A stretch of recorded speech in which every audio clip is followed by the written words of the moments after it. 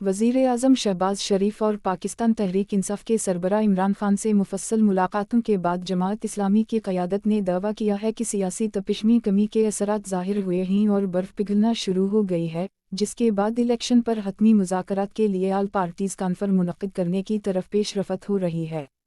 जमात इस्लामी पाकिस्तान के मरकज़ी तर्जुमान कैसर शरीफ ने इतवार को उर्दू न्यूज़ को बताया कि सियासी फ़रीक़ैन से बातचीत का पहला मरहला मुस्बत पेशरफ़्त पर इख्तिताम पज़ीर हुआ है और पाकिस्तान मुस्लिम लीग नून और प्रेस ट्रस्ट ऑफ इंडिया दोनों की तरफ से इंतख़ाबात की तारीख़ पर मुज़ाकरात पर रज़ामंदी ज़ाहिर की गई है। इन्होंने कहा कि खुशानद पहलू ये है कि वज़ीर-ए-आज़म शहबाज शरीफ और इमरान खान दोनों ने मुस्बत रद्द-अमल दिया है। अब हम दीगर जमातों और स्टेक होल्डर्स से मशावरत मुकम्मल करके ईद के बाद आल पार्टीज़ कॉन्फ्रेंस की तरफ बढ़ेंगे। इस सिलसिले में जो भी पेशरफ़्त होगी वो मशावरत से होगी। जमात इस्लामी की जानिब से ये दावा जमात के अमीर सिराज अल हक़ की शहबाज शरीफ और इमरान खान से मुलाकातों के एक दिन बाद सामने आया है।